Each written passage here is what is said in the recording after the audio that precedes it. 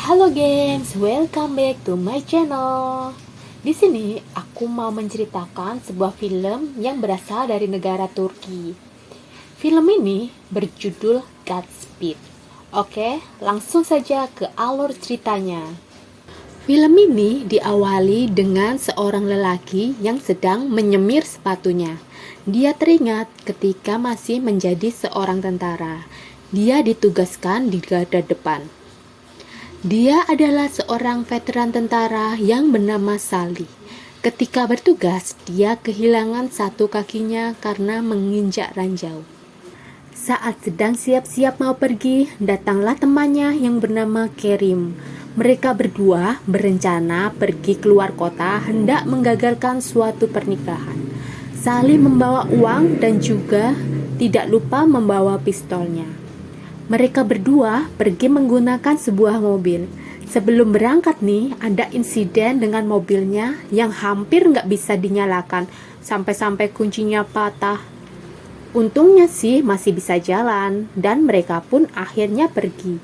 Di lain tempat, ada seorang wanita yang sedang mempersiapkan pernikahannya. Ibunya menangis terseduh-seduh, entah itu tangisan kebahagiaan ataukah kesedihan.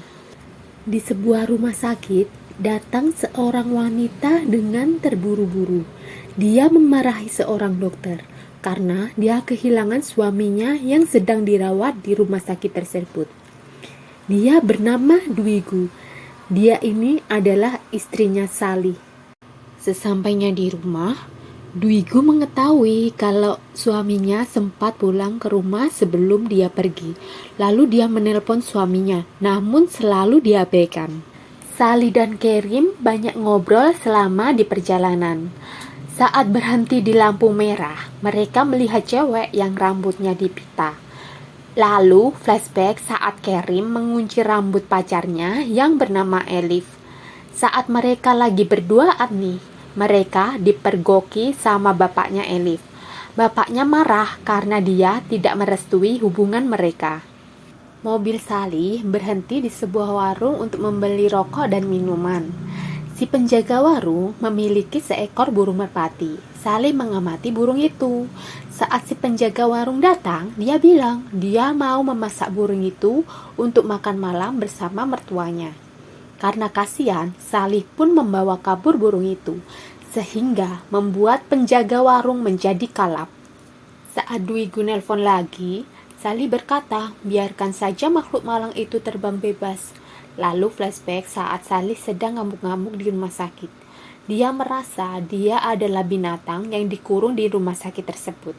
Semua orang mencoba menenangkannya, sampai di mana tanpa sengaja dia melukai istrinya. Walaupun begitu, istri Sally tetap membela Sally dan selalu mendampingi Sally. Saat Sally berhenti di bengkel untuk memperbaiki mobilnya, dia berbagi cerita sama tukang bengkel tentang ketika dia terkena ranjau yang mengakibatkan satu kakinya diamputasi. Ternyata, tukang bengkelnya juga mengalami kejadian yang sama.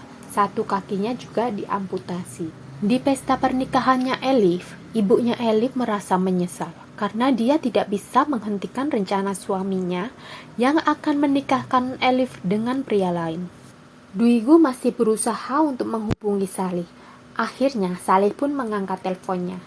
Dwigu nanyain dia pergi kemana, dengan siapa. Saat Sally menjawab, dia lagi bersama Kerim. Dwigu sangat kaget dan rasa khawatirnya semakin bertambah. Kerim pun juga terlihat kesal saat Sally berkata jujur sama Dwigu. Lalu mereka bertengkar dan nyaris membuat mereka celaka. Saat mereka melihat sepasang anak muda yang mobilnya mogok di pinggir jalan, Sally memberikan bantuan kepada mereka. Ketika di dalam mobil, Dwigu mengirimkan note voice tentang pistolnya yang dibawa Sally. Kedua pemuda tersebut langsung terlihat cemas, dan saat mereka melewati jalan yang ada polisinya, mereka meminta Sally menurunkannya, tetapi Sally tidak menanggapinya. Saat Sally nanya kenapa pada ribut, ternyata keduanya membawa ganja di dalam tasnya. Untung saja polisi-polisi itu tidak mengejarnya. Flashback saat Kerim ditatar sama polisi karena kebandelannya. Polisi tersebut menasihati Kerim untuk mengikuti wajib militer, supaya bapaknya Elif mau merestui hubungannya dengan Elif. Dan dengan semangat, Kerim mau mengikuti wajib militer. Saat mereka di restoran, Salih nonton berita di TV mengenai 4 prajurit yang gugur. Dia melihat sekitarnya orang-orang tetap merasa nyantai dan bahagia, padahal di sana ada yang mati karena mempertahankan negaranya. Karena keadaan tersebut, mood Salih menjadi sangat buruk. Ketika seorang pelayan mencoba bercanda dengannya, dia memperlihatkan pistolnya. Karena nggak terima diancam oleh Salih, si pelayan merusak mobil Salih. Di tengah jalan, mobil Salih sempat mogok karena ulah pelayan semalam, walaupun akhirnya bisa teratasi. Sekarang, Salih sudah berada di depan tempat resepsi pernikahannya Elif. Elif tampak sedih karena tidak bisa menolak perintah dari bapaknya. Saat Salih masuk ke area resepsi, Elif nampak shock melihatnya. Salih menembakkan pistolnya ke udara, suasana pun menjadi ricuh. Salih menodongkan pistolnya ke arah bapaknya Elif. Lalu Salih dan Elif pergi meninggalkan tempat itu. Di dalam mobil, Salih mengamuk karena Elif memutuskan untuk menikah walaupun itu bukan kemauannya. Mobil Salih sampai di suatu tempat yang sangat ramai. Ternyata itu adalah tempat pelepasan jenazahnya Kerim. Jadi, bisa disimpulkan, selama dalam perjalanan, sosok Kerim yang menemani Salih adalah imajinasinya. Salih mengalami trauma yang mengganggu mentalnya karena kejadian yang dialaminya selama perang.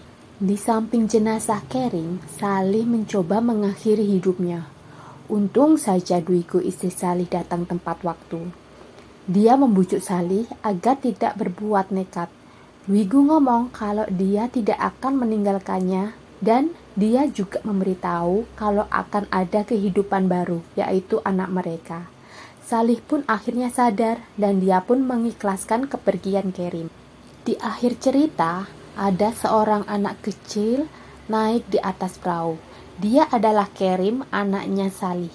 Sekarang, Salih sudah terlihat lebih bahagia dan sudah kembali hidup normal. Cerita pun selesai.